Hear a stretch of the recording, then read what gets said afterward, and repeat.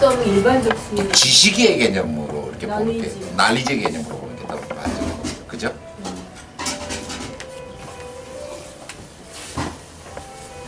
우리가 방금 아까 지식의 얘기를 또 했어요.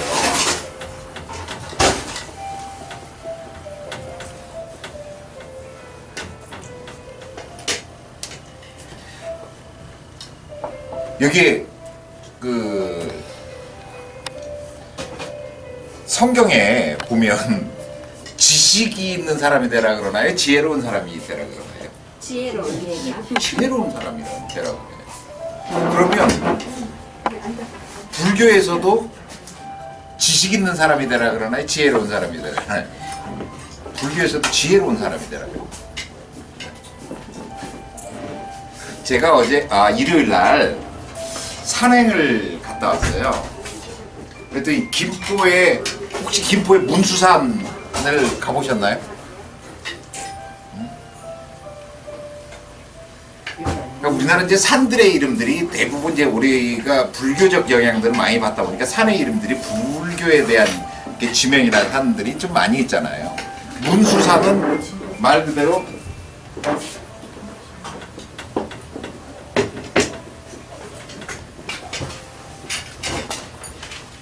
문수보살에서 이렇게 따가지고 온 산인데,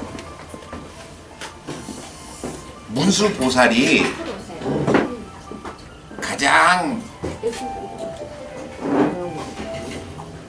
지혜로운 그 보살이라고 얘기를 해요. 그러니까 어차피 불교 얘기가 나왔으니까 또 불교 얘기를 하면, 불교에서는 부처라고 그러잖아요. 그죠? 부처는 원래 산스크리트 인도 말로 붓다에서 시작을 하죠. 근데 스펠은 제가 잘 모르겠어요.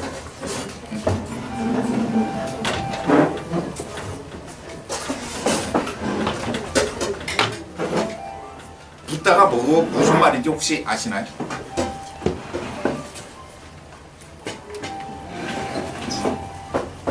붓다. 네? 저 잘 몰라요. 붓다. 네. 이 붓다가 결국은 이제 아까 부처가 이렇게 가면서 붓다가 되는 거고요. 네? 한자로는 붓다를 어떻게 표시하냐면 요거 불자 있죠, 그죠? 제가 뭐 이게 무슨 불교를 얘기하려고 하는 거 아니까. 그러니까 한자로는 불타라고 그래요. 불타. 타자가 무슨 타자 쓰는지 제가 모르겠습니다. 붓다를 받아서 불타라고 그런 거고, 불타를 받아서 우리나라에서 부처라고 이렇게 음이 변해가는 거거든요. 붓다의 뜻은 뭐냐면 깨달은 사람이라고 얘기를 해요. 깨달은 사람.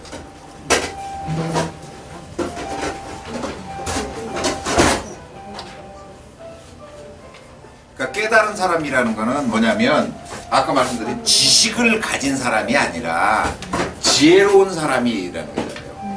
그러니까 지식을 얘기했다면 많이 아는 사람, 그죠? 이렇게 표현을 하겠죠, 그죠? 그런 단어를 쓰겠죠. 근데 깨달은 사람이라고 얘기해요. 깨달은 사람, 지혜로운 사람이잖아요.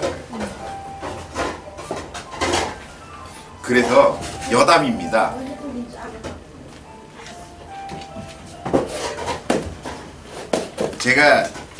저도 이제 결혼을 조금 일찍 해서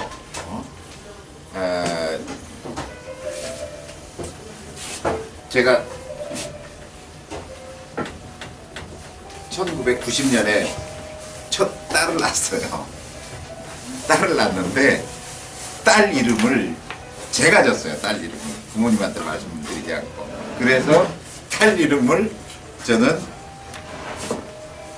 우리 딸아이는 지혜로운 사람이 됐으면 좋겠다라고 생각을 해서, 그래서 지혜라고 졌어요. 사람 이름에서 지혜를 이렇게 쓰지 않습니다. 사람 이름에다가는 이렇게 쓰지 않아요. 그죠? 사람 이름에다가는 대부분 지자를 쓰는 경우는 많아요. 근데 해자를 이 위에 안 쓰죠. 은혜로운 회자나 뭐 이런 걸 많이 쓰죠. 그죠? 예? 그래서 지혜 지자에다가 지혜 해자를 쓴 사람 이름들은 거의 없어요. 예.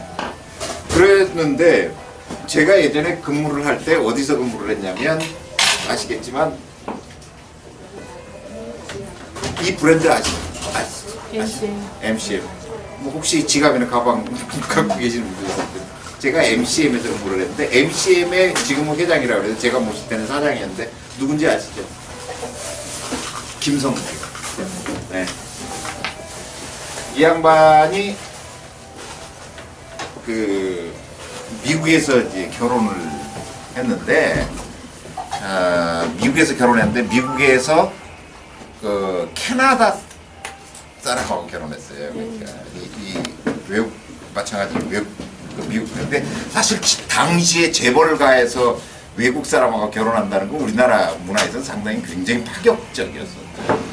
그래서 근데 거기서 난 딸 아이 이름을 지혜라고 줬다고. 오이구 쉽게 얘기하면 그때는 제가 이제 부장이었었을 때인데 제가 그때가 2002년도였습니다.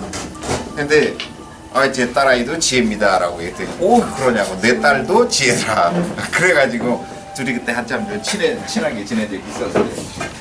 인문학은 결국은 우리가 지혜로운 삶을 살자라고 얘기를 하는 거였는데 그동안에 우리가 산업화 과정에서 대단히 물질 만능주의, 자본주의의 영향에 너무 많이 받게 되면서 지식이라는 부분에 너무 매몰돼 있었다. 그러다 보니까 우리를 다시 되돌아볼 수 있고 우리를 성찰할 수 있는 시간을 가질 그런 어떤 것들이 좀 그동안 우리가 잊고 있었던 것들 특히 정신문화적인 측면에 생각하다 보니까 지혜로운 부분을 좀 찾아보자라고 해서 인문학의 열풍이 시작이 된 거고. 근데 제가 왜 이 이야기를 꼭 하느냐면 인문학은 지식이 아니라 지혜라는 말씀을 드리는 거거든요. 그 얘기는 무슨 얘기냐면 이것이 시험 문제 나오는 게 아니라는 거예요. 그렇잖아요. 아 그렇구나 그런 것들을 우리가 잊고 있었네. 그러면 앞으로 우리가 어떻게 살아가야 되겠다 라는 것들을 한번 우리가 되새겨 보는 그런 시간들을 갖자라는 것을 직면하는 거예요. 그래서 저는 여러 가지 주제가 있을 수도 있겠지만 제가 역사학을 전공한 건 아님에도 불구하고 제가 강의를 함께 해야 될 부분은 역사 이야기입니다. 역사 이야기라는 건 뭐냐면 여기 제목에 있는 것처럼 도대체 내가 누구고 우리는 도대체 누군지에 대해서 한번 생각해 보면 좀 더 세상을 바라보는 그동안에는 먹고 사는 거에 대해서 돈 버는 거에 대해서 급박했었다라고 한다면 자 지금부터는 자 나를 한번 되돌아볼 수 있는 그런 시간들을 한번 가져보자. 그럼 나를 되돌아보려니 나는 어디서부터 시작했고 나의 뿌리는 뭐냐 라는 것에 대해서 한번 우리가 고민해보자 라는 측면을 가지고 제가 강의를 하게 됩니다. 그래서 저는 제가 격주로 하게 됩니다. 예. 그래서 이번 주는 제가 하고 그 다음에 다음 주 화요일 날은 동네 분이 공직에서 퇴직하신 분인데 사실은 자기가 젊었을 때부터 요가에 대해서 굉장히 많이 연구를 하신 분이에요. 그래서 그분이 다음 주에는 요가에 대해서 하게 될 겁니다. 그리고 제가 그 다음 주에 이 이야기가 역사 이야기는 하루로 끝나는 게 아니잖아요. 그러니까 사건별로도 계속해서 큰 위에서부터 내려오면서 제가 설명을 할 텐데 또 세 번째 주에는 제가 또 강의를 하게 될 거고 네 번째 주에는 외부 손님을 모실 텐데 외부 손님 모실 때는 사람들이 많이 있어야 그래도 모시지 우리 이렇게 몇 명이서 하면 외부 손님을 모시기를 못해요. 그래서 사람이 그때까지도 이렇게 많이 모여지지 않는다 그러면 어쩔 수 없이 다시 동네분 또 강의를 부탁을 드려서 또 할 거고 뭐 아까도 금방 통화를 했지만 오늘 깜빡 잊고 있었다 그러면서 제가 지난번에 하셨던 은평 그 문인협회 회장이시면서 팬클럽 부회장 하고 계시는 분 국제 팬클럽 있잖아요. 예? 그 우리나라 그 부회장 하시는 분인데 그분이 여기 신사동 사시는데 다음에 오면 역시 문학에 대한 이야기들. 근데 그분은 원래 기자 출신인데 또 그분은 뭐죠 역사 이게 여자분들이니까 역사 속에서 우리나라의 역사 속에서 여자에 대한 이야기들 참 책을 많이 쓰신 분이에요. 그래서 제가 그분한테도 얘기 들은 거지만 여담입니다. 우리 조선시대 텔레비전에서 가장 많이 조선의 여자를 많이 방영한 게 누구였죠? 사극에서 장희빈. 장희빈이 어디 사람인지 아세요? 아니에요. 아니. 우리 은평 사람. 영구예요? 네, 네? 그래요? 은평구 사람이에요. 네, 여기 사람. 은평구 사람이다. 장희빈이. 그러니까 저도 몰랐는데 정확한 지리를 이 양반이 대략적으로 그 위치입니다라고 얘기해 주는데 가만히 얘기를 듣고 보니까 지금 제가 사는 우리 집일 거야. 네? 그럼요. 어디지? 네. 그래서 이 사람이 책을 제가 쓴 거를 저도 봤는데, 그러니까 뭐 논계에서부터 뭐 기생 매양이 됐든, 그러니까 우리나라 역사 속에 있는 여자들과 관계되는 역사 이야기를 전부 다 이렇게 수필식으로 기행문 형태로 이렇게 쭉 쓰신 분이에요. 그래서 아마 그분 얘기를 들어도 한도 끝도 없을 거예요. 그래서 그런 분들을 모셔서 또 이야기를 듣는 시간들을 할 겁니다. 제가 굳이 뭐 장인분 얘기 더 이상 할 건 아니고. 하여튼 그래서 그런 식으로 계속 이렇게 강의를 계속 해나갈 겁니다. 그래서 앞으로 많은 분들이 함께 해주셨으면 좋겠고, 오늘 이야기는 어쨌든 역사 이야기인데 도대체 내가 누구고 여기에 있는 우리는 도대체 누구인지, 그 뿌리는 무엇인지 라는 부분에 대해서 강의를 하도록 하겠습니다. 그러면 이제 첫 번째 페이지 넘어가요. 이 드라마 혹시 아시나요? 네. 네? 아시죠? 네. 예? 이 드라마는 알렉스 헤일리라는 미국의 소설가가 1976년도에, 이게 영어로는 루츠죠, 그죠? 루츠라는 소설을 써서 그 다음에 플리처상하고 미국 도서 특별상을 수상한 거예요. 근데 그 책이 너무 큰 반향을 일으켰기 때문에, 그래서 바로 그 다음 해에 미국에서 8부작 드라마를 만들었습니다. 그런데 미국에 사셨다니까 아시겠지만 미국에서 시청률 44%, 51% 나온다는 게 어렵죠. 그 보통 일이 아니에요. 네.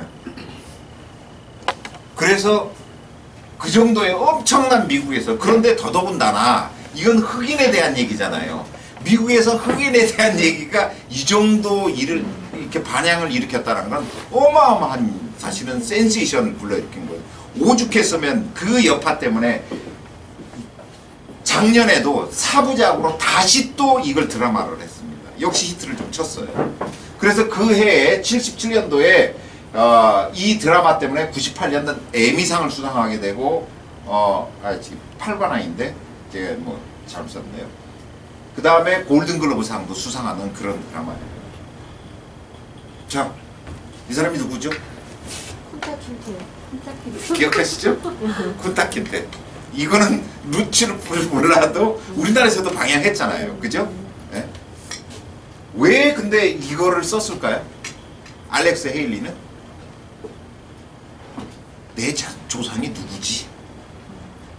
이거에 대해서 궁금했던 거예요. 그래서 집안에 내려오는 것들을 소설, 약간 이제 픽션이긴 하지만 조금 정리를 해서 쓴 소설이었어요. 자, 정리를 해봤습니다, 제가. 잠비아에 있는 줄프레족의 만딩카족의 오모로 킨테, 그리고 부인인 빈타 킨테에 세연한 게 쿤타 킨테였던 거예요. 네? 이 쿤타 킨테가 결국은 지금 이게 끌려서 이제 노예시장에 끌려서 이제 오게 되는 거죠. 그러니까 태어난 건 1750년, 1822년인데, 젊었을 때 20살이 채 되기 전에 결국 끌려오게 됩니다. 그리고 버지니아 팔려간 게 미국의 버지니아에서 이제 농장주로 팔려가기 시작하는 거예요. 거기서 만난 벨레라는 여자를 만나서 태어난 게 키지라는 딸을 낳게 돼요. 근데 이 키지가, 그 드라마를 보신 분들은 아시겠지만, 키지가 다시 또 그 얘네를 모시고 있던 주인 있죠. 주인한테 굉장히 예쁨을, 상당히 성실했던 모양이에요. 예쁨을 많이 받아서 결국은 그 주인 딸내미하고 같이 공부를 하는데 결국은 얘가 사귀던 남자를 그를 도망치게 해요. 도망치게 하면서 그게 주인이 알면서 그래서 화가 나가지고 얘를 톰 조지한테 팔게 돼요. 그런데 톰 조지가 이 키즈를 겁탈을 하게 되죠. 강간을 인죠. 그죠? 해서 낳은 게 조지예요. 이때부터는 조지는 또 팔려나가. 그래서 미국에 아까 사우스캐롤라이나에 계셨다 그랬는데 노스캐롤라이나로 팔려가게 돼요. 그러면서 조지가 그 밑에 아들 톰을 낳고 그러고 나서 땡 누군지는 이제 소설에서는 더 이상 여기까지가 해서 드라마는 끝나게 되거든요. 소설도요. 그러니까 건너서 알렉스 헤일리라. 알렉스 헤일리는 뉴욕에서 살게 됩니다. 그래서 얘는 이쪽에부터 7대조가 되고 요 무렵이 남북전쟁들이 일어나게 된 시기예요. 이 사람이 알렉스 헤일리고요. 저 쿤타 킨테가 지금 이 대목이 무슨 대목이냐면 노예한테 이름을 이제 다시 정해주잖아요. 쿤타 킨테라고 부르지 않으니까. 우리가 일제시대 창씨개명 이 생각을 하시면 되는 거예요. 일제시대 때 이름들을 막 바꾸라고 하잖아요. 토비라고 해라라고 얘기를 하는 거예요. 거기서 이제 영어에서 What's your name? Your name is Toby? 계속 그러는 거예요. 근데 얘는 뭐라고 대답을 하겠어요? 군타킨테라고 대답을 하는 거예요. 그러니까 이제 죽도록 얻어맞는 거예요. 나중에는 토비라는 이름으로 결국은 불리게 되어질 수밖에 없지만 막판에는 결국은 뭐 맞다가 결국은 할 수 없이 군타킨테가 My name is 토비라고 얘기를 해요. 그래서 근데 그럼에도 불구하고 이 쿤타킨테는 이 나의 뿌리가 무엇인지에 대해서 끊임없이 교육을 시켜요. 키지는 또 자기 아들한테 교육을 시켜요. 이게 이제 닉네임이 그 닭이 뭐지? 치킨 조지라 그래요. 왜냐면 이 닭 싸움에 아주 조련사가 명수였었다는 거예요. 그래서 너무 잘해서 또 팔려나가게 된 거예요. 뭐 영국까지 팔려가게 돼요. 조지가. 자기 와이프랑 이 조지랑 다 있는데도 톰이랑 아들들이 있음에도 불구하고 또 팔려가게 돼요. 그랬다가 이제 돌아왔는데 그 무렵에 남북전쟁이 생깁니다. 결국은 알렉스 헤일리도 내 뿌리가 누군지를 알고 싶어서 결국은 그걸 찾다가 이런 소설을 쓰게 된 거예요. 자, 그럼 내가 한번 질문을 드려볼게요. 나라고 가정을 하고, 그죠? 자, 아버지, 할아버지, 증조할아버지, 고조할아버지, 우리 아나요? 알아요? 그까지밖에 모를걸요? 모르잖아. 시간을 쓴 거예요. 응? 나 위에 아버지, 할아버지, 할머니, 증조 할아버지, 할머니, 고조 할아버지, 할머니, 이렇게 쭉 이제 더 그는 부르는 명칭에 없습니다. 왜 그럴까요? 조상. 네? 그냥 조상이죠, 그죠? 멧돼지 뭐 이런 식이잖아요, 그죠? 부르는 이름은 어때들은 사람이 살면서 당대에 만날 수 있는 사람들이기 때문에 그렇게 호칭이 있는 거예요. 그렇잖아요. 그 이상은 당대에 만날 수가 없어. 그렇잖아요. 그런데 원래 한 세대는 기본적으로 30년을 얘기합니다. 그죠? 근데 30년보다는 저는 25년으로 본 거예요. 제가 계산상으로. 자, 그러면 나를 그냥 평균적으로 2000년으로 놓자고요. 2000년 계산하기 쉽게. 2000년에 그만 아버지 세대 25년 그걸 걸러가면 1975년이 아버지 세대였어요. 네? 나의 할아버지 세대는 더 가니까 1950년대 세대야. 또 20년 그러면 1925년이야. 자, 그렇게 하면 한 100년 그래서 자, 벌써 아버지 할아버지까지는 이름을 조금 함자를 아는 경우가 있어요. 그죠? 네. 근데 할아버지가 뭐 하셨는지를 아시는 분들이 또 많지 않아. 그죠? 그러니까 가끔 저도 만나봤지만 우리 할아버지가 33인의 한 분이었어. 막 이런 분들을 가끔 제가 만났어요. 그럼 엄청나게 자랑스럽게 생각해. 근데 대다수의 사람들은 알 수가 없어요. 제가 왜 얘기하면 쿤타 킨테 이 알렉세이의 아버지 할아버지들은 대단한 사람이었나요? 아니죠. 아니었잖아. 근데 알고 있잖아. 어? 뿌리의식 그만. 자, 제가 여기서 말씀드리면, 자, 이제 내 밑으로 이렇게 이제 쭉 내려갈 건데, 전해주지 않았어요.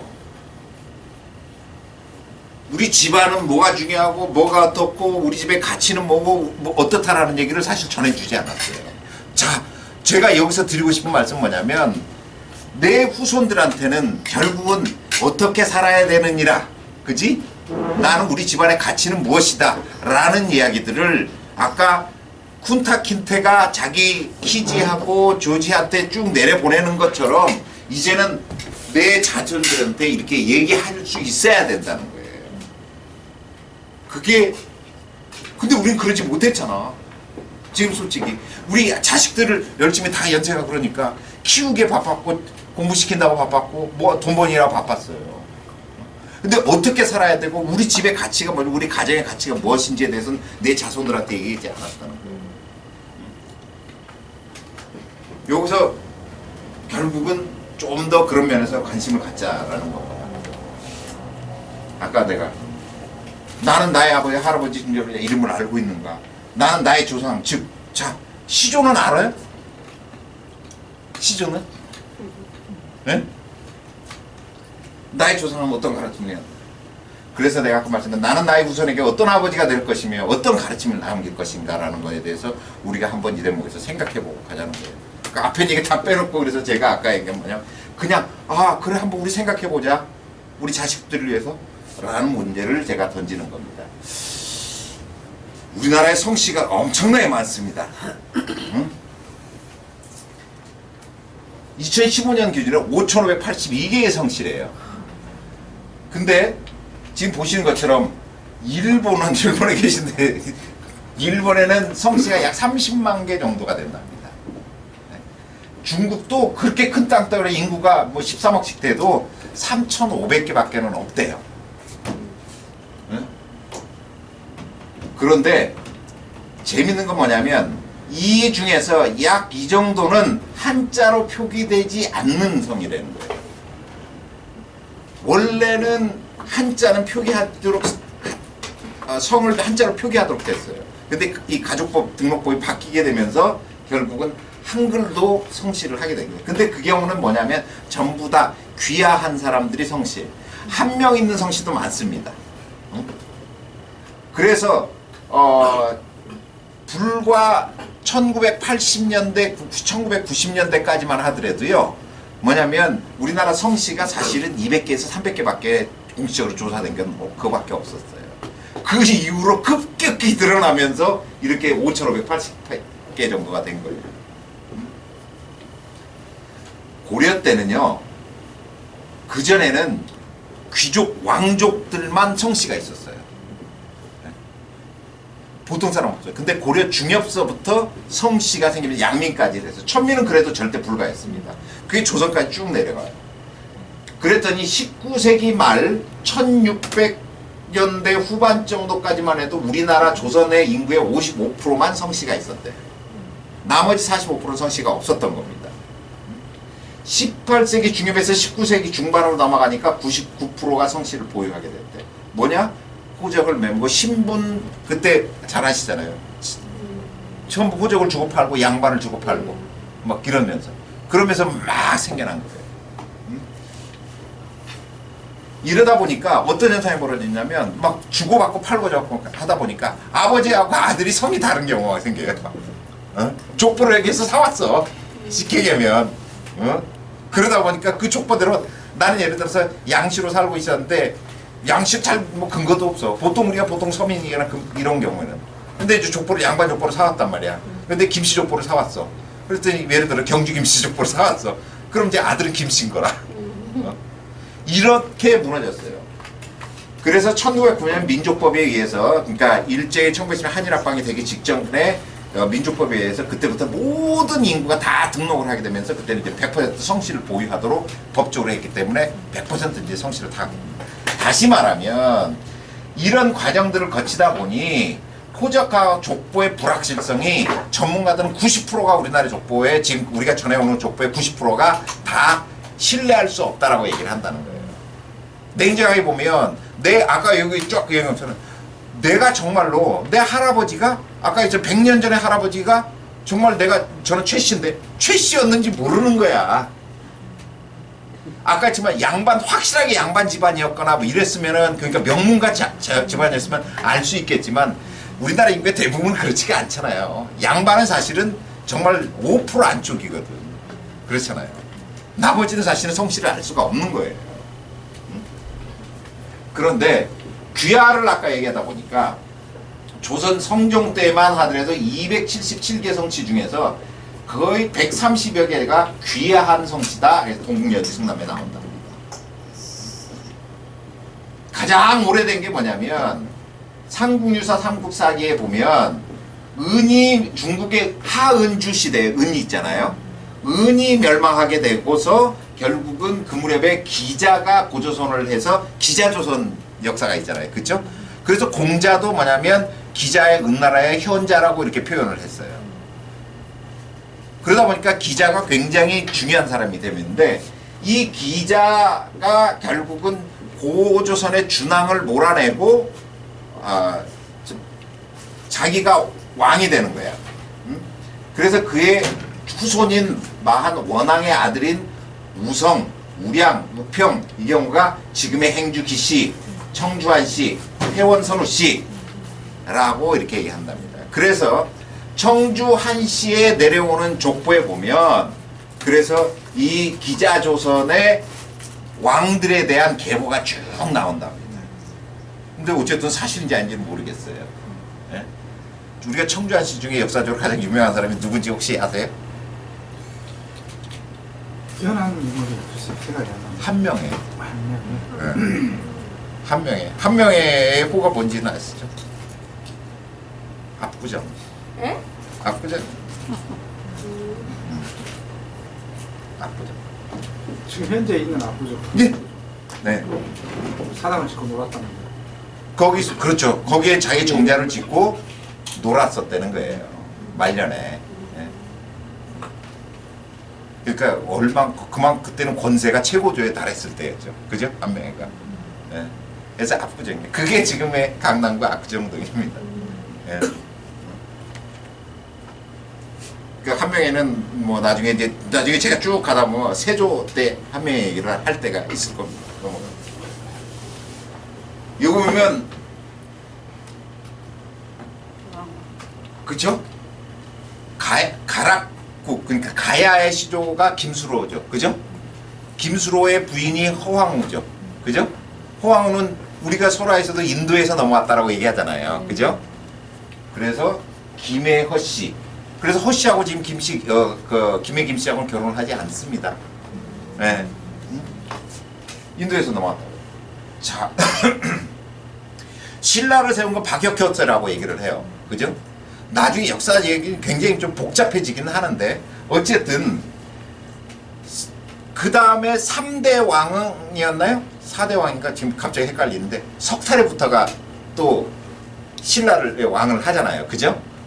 석탈해가 일설에면 일본의 용성국이라는 아이누족 출신이었다라는 얘기가 있어요. 또 일설에 의하면 인도 어느 지방에서 아유타국에서 넘어온 그 사람이다라는 그러니까 석탈해가 분명한 건 뭐냐면 우리 출신은 아니었다는 거예요. 화산이 씨는 베트남의 리왕조에서 왔던 그러니까 베트남 리왕조가 멸망을 하게 되면서 그 왕자가 넘어와서 결국은 된 거고요. 위구르에는 덕수장수 뭐 이런 많아요. 일본에서는 또 이건 일본에서 일제시대 때 임진왜란 당시에 일본의 장수로 참여를 했다가 결국은 오히려 조선에 귀화를 하게 돼요. 그래서 귀화를 해서 조총기술이라든가 이런 거를 다 오히려 가르쳐준 사람이 있었어요. 그래서 그 성을 내려받은 똑같은 김해김씨지만 그 김해김씨하고는 다른 그러니까 한편에서는 동네를 따라서 우록김씨라고도 얘기하는데요. 일설은 또 김해김씨라고도 부르는 그러니까 그 기존에 아까 김해김씨하고도 다른 사성 김해김씨라고 얘기하는데 지금도 그 사당이 다 있어요. 이런 거. 네덜란드 경우 우리가 너무나 잘 아는 것처럼 하멜, 박연 뭐 이런 사람들이 다 그런 거잖아요. 그죠? 우리가 예를 들어서 요즘에선 잘 아는 것처럼 그 누구죠? 하일, 그죠? 할리, 로버트 할리.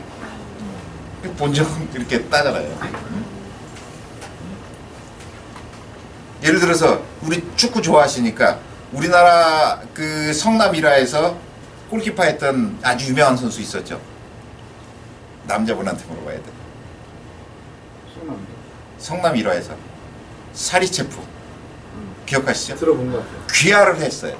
그래서 이름을 뭐라 그랬는지 기억하시죠? 신의 손. 신의 손이라 그랬어요.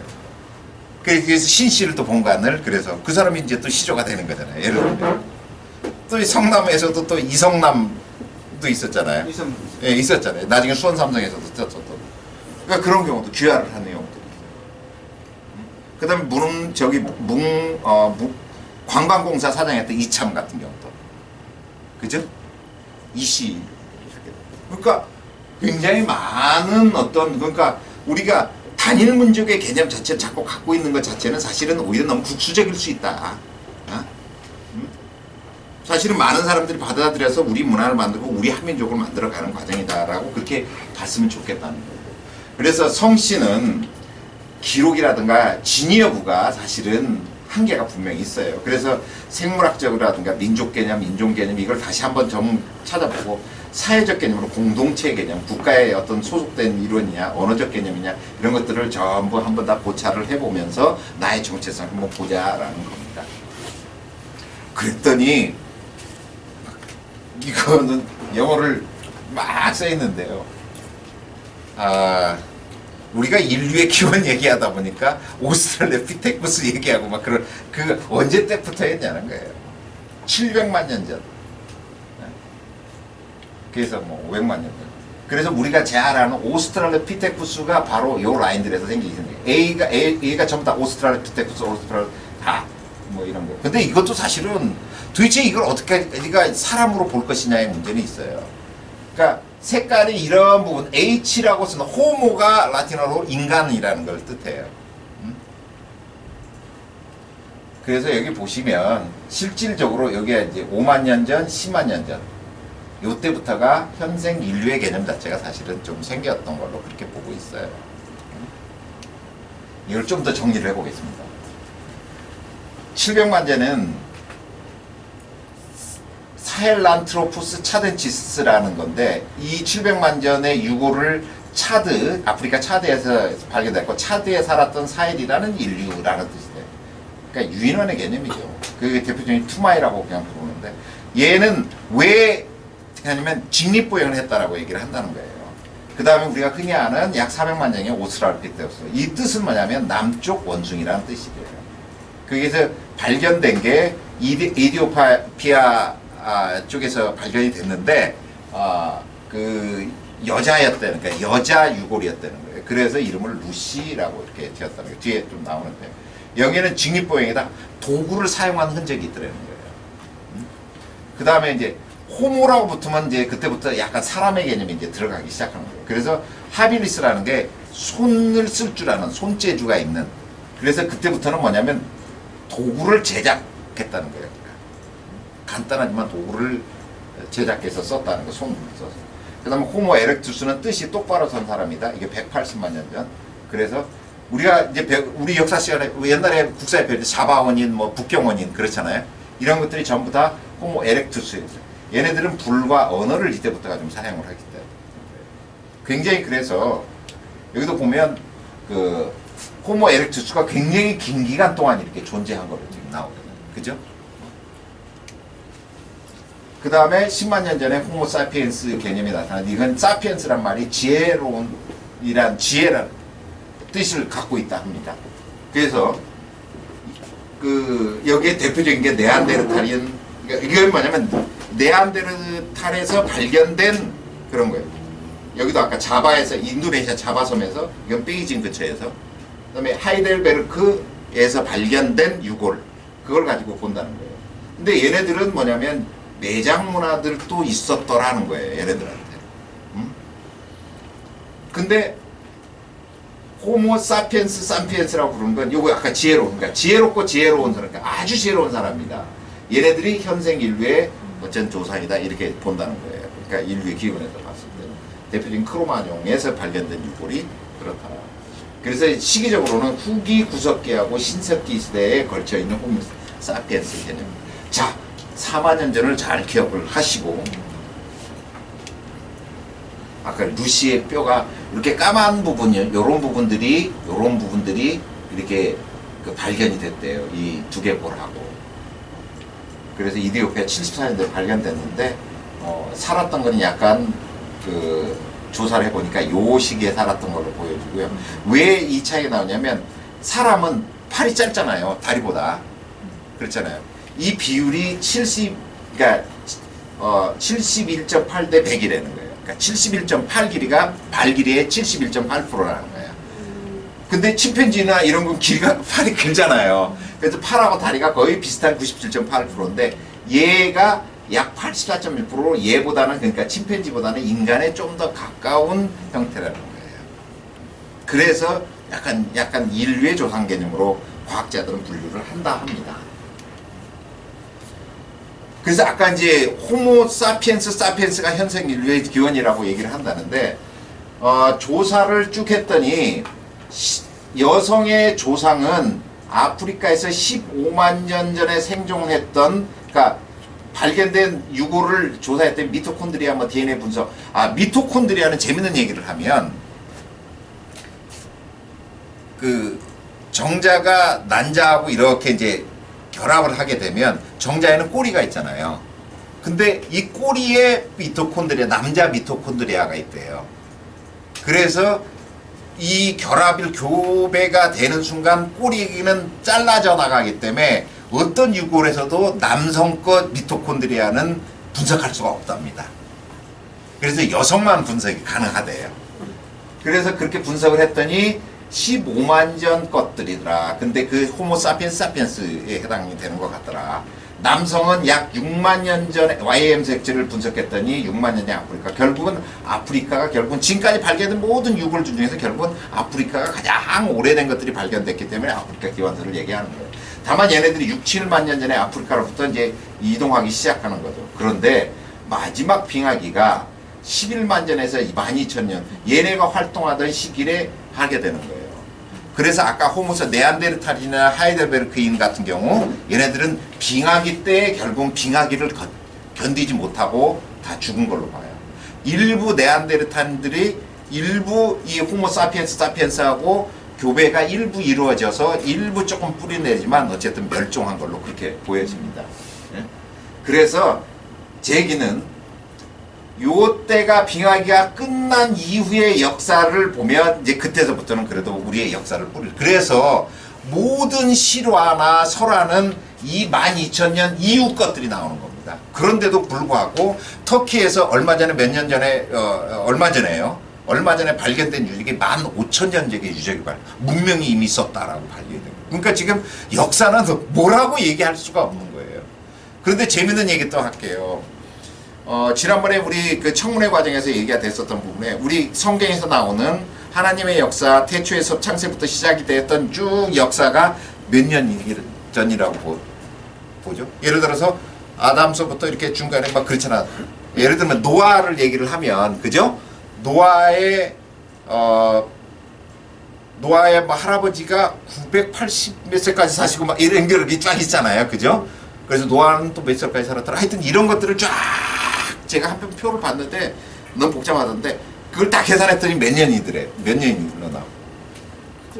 제일 쉬운 방법은 역사하고 역사가 아닌 거 이걸 딱 나누는 거는 증명이 되냐 증명이 안 되냐 그걸로 짝 자르잖아요. 그렇죠. 역사로 증명이 되는 거는 현세가 되는 거고, 네. 역사로 증명이 안 되는 거는 그래서 선사 시대로 보는 거예요. 이 여기가 이제 선사 시대잖아요. 네. 선사 시대 역사로 증명이 안 되니까. 그렇죠. 증명이 되는 그냥 유골을 가지고서 그냥 이게 유골이 몇 년짜리다. 그렇게 쉽게 이렇게밖에는 결론을 못 내는 거죠. 논하는 것을 우리는 배웠잖아요. 그렇죠. 네, 그렇게 배웠어요. 근데 창세기서부터 이렇게 계산을 했더니 쭉 성경에 있는 그 그 구약에 나오신 분들의 그러니까 쭉 거기서 몇 세기까지 사시고 막 이런 것들 다 계산해 보니까 6,000년이래요. 아무 의미가 없어요. 그건 의미는 없어요. 네. 예. 그래서 지난번에 청문회 때 결국 과학 무슨 그 누구였죠? 창조가 계속 예, 얘기를 해가지고 의미가 그게 없어요. 인류의 역사를 얼마로 보느냐, 6,000년으로 보느냐, 뭐 이런 논란을 했는데, 그러니까 그게 다 말장난인 거잖아요. 지금 얘기하는 게. 근데 어쨌든 문제는 그러니까 이런 기록, 이게 남아있는 것들을 유추할 수밖에 없는 거잖아요. 자, 이게 그래서 아프리카 기원서를 중심으로 해서 인류의 탄생지가 바로 이렇게 한 6, 7만 년 전, 6만 7천 년 전, 그러니까 6, 7만 년이죠. 이렇게 건너가고 시베리아에서 이렇게 베링해협을 이렇게 건너가서 이렇게 건너가고 그래 뭐 이래 여기서도 이제 건너가고 뭐 이렇게 건너가고 이런 어떤 모양새들이 지금 나타나고 있습니다. 그게 6, 7만 년서부터 계속. 그런데 아까 제가 빙하기를 말씀을 드렸잖아요. 우리 여기가 조그맣게 보이는 여기가 뭔지 아시나요? 바이칼호죠. 그죠? 바이칼호가 결국은 우리 인류의 앞선 이것을 연구하는데 굉장히 중요한 역할을 하게 됩니다. 빙하기 때 이 일대가 화산이라든가 이런 걸 해서 상대적으로 빙하기 때 여기까지 다 덮쳤음에도 불구하고 이 부분 자체가 상대적으로 온도가 좀 따뜻했대요. 그래서 이 일대에 살아남아 있었던 그 사람들이 결국은 우리 몽골로이드, 몽골 인종의 결국은 선조 조상의 개념으로 그렇게 받아들일 수밖에 없다. 이 일대 살았다. 크게 보면 인종별로 보면 우리가 아까 몽골로이드라고 몽골 인종이죠. 이거는 그냥 대표적으로 몽골의 쿠빌라이 칸의 초상화를 그냥 얹는 거. 아시아를 중심으로 인도, 태평양, 아메리카 대륙에 사는 황인종들을 몽골로이드라고 그러죠. 코카서스 지방에 사는 코카서스는 지금 중앙아시아에서 약간 왼쪽에 유럽에 있는 쪽에 그러니까 그 코카서스 지방이라고 그러죠. 그쪽에 있는 백인종이죠. 유럽을 중심으로 북아메리카, 서아시아, 아프리카 등에 사는 백인종입니다. 얘는 고대 켈틴과 노르만인의 혼혈이라고 얘기를 한답니다. 노르만은 왜 노르만이죠? 인종이 그냥 옮겨가면서 노르만의 저는 게르만이죠. 그죠?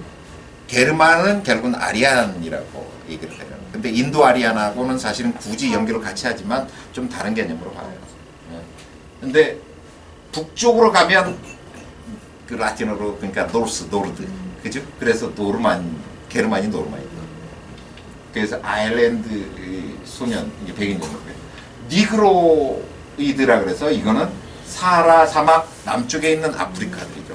그리고 오세아니아 그 여러 가지 멜라네시아 이렇게 태평양 지역에 있었던 섬들에 사는 흑인들을 전부 다 니그로이드라 해서 이 크게 이제 세 종류죠.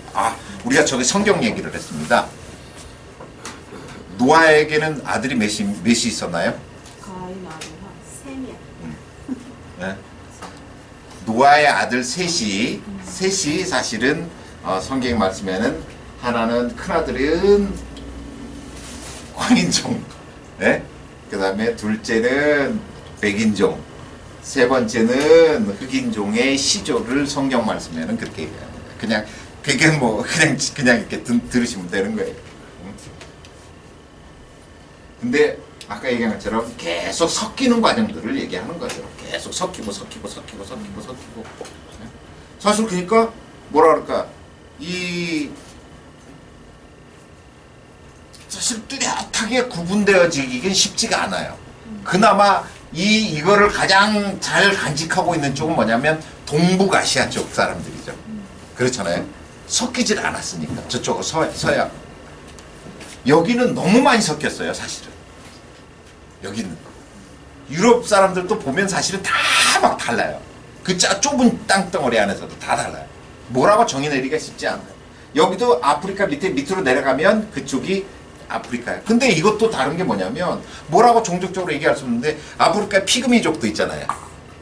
그 다음에 굉장히 큰 그걸 어떻게 볼 것이냐 이게 논란이 있지만 그래도 그나마 종족적 특성을 그나마 좀 밑으로 내려가면 잘 간직하고 있다. 자, 우리는 그래서 북방민족인 몽골로이드에 해당되는 거고 그 다음에 가장 대표적인 나라인 한국과 중국과 일본이 결국은 교차되어지면서 역사를 종족 간에 인종 간에 만들어진 것이다라는 걸 제가 그냥 아주 간단하게 표현한 거예요. 언어학적으로 한번 보자고요. 우리 학교 다닐 때는 사실은 우리가 언어학과 어디 언어라고 배웠어요? 우랄 알타이. 예? 우랄 알타이어족 뭐 이런 얘기를 했잖아요. 예? 우랄 산맥으로 중심이야. 근데 언어학적에서는 뭐냐면 우랄 쪽하고 알타이 쪽하고 우랄은 훨씬 더 왼쪽에 있습니다. 그러니까 유럽 쪽에 이제 가까이 있고요. 알타이는 다 중앙아시아 쪽에 있어요. 예? 근데 그 부분을 구분을 해보니 이거를 동일 언어로 보지만 학자들은 최근 들어서는 우랄어족하고 알타이어족을 구분을 합니다. 근데 알타이어족이에요. 여기서 나오는 게 투르크, 크게 그냥 이렇게 투르크, 몽고, 그 다음에 퉁구스어 이렇게 보는 거예요. 세 갈래로. 네? 그 다음에 투르크가 이렇게 쭉 내려가서 결국 뭐냐면 투르크가 뭐죠? 투르크가 터키예요. 그래서 터키를 형제 국가라는 개념으로도 해설합니다. 나중에 또 제가 또 얘기할 때가 될 겁니다. 몽고의 기본적인 몽고가 되어지고요. 만주 쪽 동북쪽으로 내면 퉁구스어가 되면서 이게 만주어의 개념으로 이렇게 바뀌게 돼요. 그런데 재밌는 건 뭐냐면 한국어는 유사하기도 하지만 전혀 또 이 언어하고 좀 다르다라는 거예요. 그래서 최근 들어 학자들이 결론 내리는 건 뭐냐면 한국어는 옛날에는 알타이어족에 속한다라고 했다가 최근에는 한국어는 알타이어족에 속한다고 보는 것이 일반적이다. 굉장히 모호한 말이에요. 일본어도 그렇습니다. 일본어도 똑같이 제가 이건 우리나라 표였기 때문에 일본어도 자료를 찾아보면 결국 뭐냐면 남반계 언어가 조금 섞여 있다라고 얘기를 하지만 결국은 일본어도 이 알타이어 계통인데 알타이어도 아니고 오히려 이 속한다고 보는 게 일반적이에요. 일본어하고 한국어하고도 그나마 유사성이 굉장히 많은데 그럼에도 또 한국어하고 또 틀리다. 그러니까 완전히 알타이어 계통인 거는 같은데 별도의 한국하고 일본은 자리를 잡게 되는 겁니다. 그러니까 학자들이 연관성을 찾으려 하니까 쉽지 않더라는 거예요. 이 알타이어는 1920년대에 나온 학자에 의해서 나왔는데 그대로 계속 언어를 연구하다 보니까 결국은 한국어는 알타이어 계통인 것 같은데 하여튼 별종이야. 언어가. 일본도 계통인 것 같은데 별종이야. 라고 결국은 학자들이 결론을 내렸다는 거예요. 그거는 왜 그러냐면 왜 그럴까요? 왜 그럴 것 같아요? 한번 생각해봐요. 전통이 없어요. 왜 그러냐면 제가 여기 일부러 북방민족이라고 이렇게 썼잖아요. 북방민족 분명히 맞잖아요. 그죠? 북방민족은 맞는데 왜 그런 현상들이 벌어지게 될까? 북방민족은 유목민들이죠. 떠돌아다니는 거죠. 그런데 우리 한민족과 일본은 일찌감치 정착을 해버린 거예요. 그쵸? 그러니까 상대적으로 언어적 교류가 사실은 많지 않았던 거예요. 그러니까 지역적 언어 특성을 계속 발전시켰던 거예요. 그러니까 일찌감치부터. 그게 민족적 특성도 마찬가지인 거예요. 진짜. 그러니까 언제 내려갔냐? 일본 같은 경우도 언제 그 일본 땅에 갔느냐? 그죠? 라는 것이 중요한 게 아니라 앞서 갔든 뒤에 갔든 거기서 정착을 하면서 그들 나름대로 언어적 걸 계속 발전시킨 거예요. 그러니까 이 북방민족 유목민족들이 계속 섞여 다녔던 거하고는 차이가 생겨버리는 거죠. 그러니까 그런 차이들이 발생을 한다는 겁니다.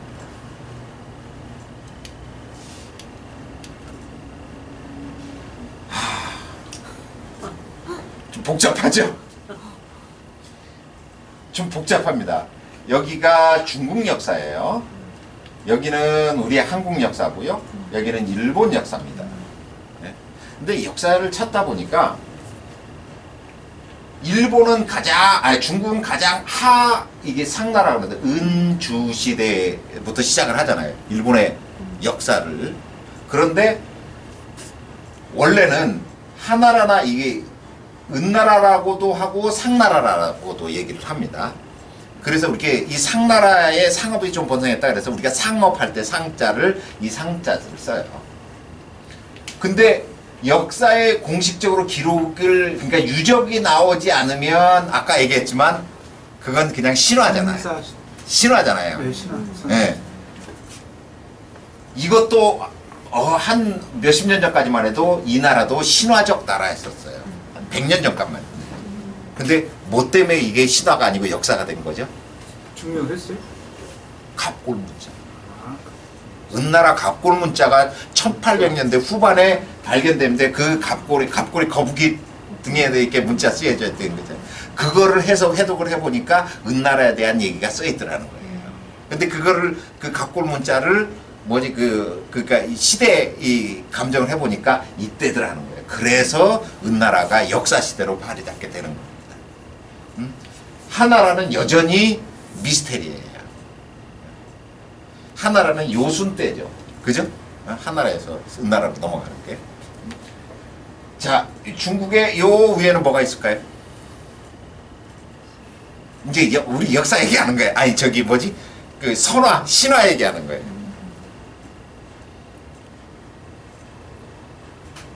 뭐 하늘에서 내려온 거잖아. 자기들이 말하는 그렇죠. 다 그런 거죠. 네. 이 말은 들어보셨어요?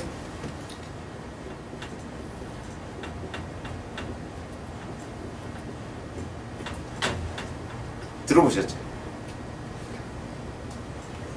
이건 이제 신화잖아요. 중국을 가면 지금도 그러니까 천지창조에 비슷한 천지창조 신화가 있어요. 반고라고 하는. 근데 그 이후의 시대가 삼황 시대가 이제 열리게 됩니다. 삼황 다음에 오제 시대가 열리게 되고요. 근데 삼황에 뭐냐면 우리가 잘 아는 뭐죠? 복희씨, 그죠? 신농씨, 여화씨 이 세 개를 삼황이라고 얘기를 해요. 그 신화에서 나왔잖아요, 그죠? 네. 그게 삼황이에요. 근데 이 삼황 오제에서 참 중요한 얘기가 나옵니다. 사마천의 사기에서 보면, 그죠? 사마천의 사기 보면 헌왕인가? 제가 이게 자꾸 이런 거 외우기 싫어서 그렇게 얘하고 전투를 벌인 게 나오죠.